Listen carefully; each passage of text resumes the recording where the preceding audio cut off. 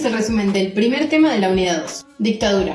Principalmente la dictadura es un subtipo del régimen autoritario, en el cual una persona o un grupo de personas asume todo el poder del Estado, sin ningún tipo de restricciones ni límites. Se dice que no tiene límites porque de alguna manera lo que supervisaba la actividad de quien presidía eran los tres poderes, ¿no? Bueno, en el contexto de dictadura, los tres poderes no existen, no hay división de poderes. Todo el poder lo tiene el dictador. El poder legislativo es anulado, o sea que se disuelve el parlamento, se prohíbe llamar a elecciones, o sea que es imposible que otros grupos u otros partidos puedan llegar al poder. En el caso del poder judicial, tampoco puede actuar porque los jueces son designados o removidos según la voluntad del dictador. Esto provoca que todos los jueces, que el poder judicial en sí pierda toda su autonomía, y los jueces tienen que adaptarse y de alguna forma apoyar a la dictadura o retirarse. El gobierno dictador hace todo esto para poder garantizar la arbitrariedad y para garantizar la impunidad de todos sus actos. En cuanto al poder ejecutivo, está centralizado en el dictador y en su grupo más cercano. Las características de una dictadura entonces son que todos los derechos y garantías constitucionales de los ciudadanos se ven suspendidos o anulados. El poder del dictador no conoce ninguna restricción.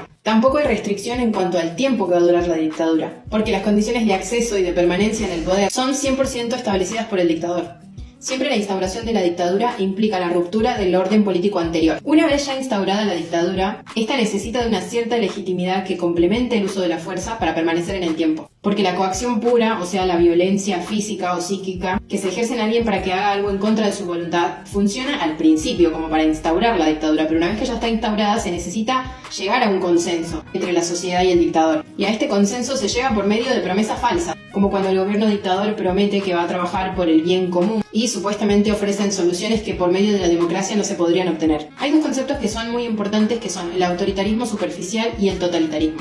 Estos dos son subtipos del régimen autoritario. El totalitarismo es el subtipo más inhumano, en el cual el gobernante utiliza todo su poder, todo su arsenal para imponer una ideología o para ponerse a sí mismo como Dios por encima de la gente, teniendo la última decisión entre la vida y la muerte. Esto fue lo que pasó con el fascismo o el nazismo, o como lo que pasó con Stalin, que era un líder que instauró el culto a sí mismo, y era obligatorio, o sea, no era una opción rendirle culto a él. La principal característica de los regímenes totalitarios es que extienden su control a todos los aspectos de la vida de las personas, incluso por ejemplo a cómo tienen que formar sus familias o cuántos hijos pueden tener. En este contexto, la libertad de la sociedad civil es reducido a la mínima expresión o incluso se desaparece en algunas ocasiones. Algo interesante es que el totalitarismo impulsa una continua movilización como para mostrar que el pueblo está a favor de lo que se está haciendo. Entonces se hacen muchos eventos colectivos en los que parece que la gente está a favor del líder del dictador, como movilizaciones militares o civiles o desfiles o torneos. Las razones por las que se instaura una dictadura pueden ser muy diversas. Se puede dar por una crisis económica, política o de seguridad que esté viviendo el país en sí mismo, o simplemente por la motivación del dictador, que puede hacerlo por cuestiones de religión, de buscar enriquecerse, o sea, por avaricia, o simplemente por querer instaurar un ideal, o también se puede dar porque el dictador está loco y no tiene la capacidad de pensar sanamente. Y esta es la razón por la que varias constituciones de América Latina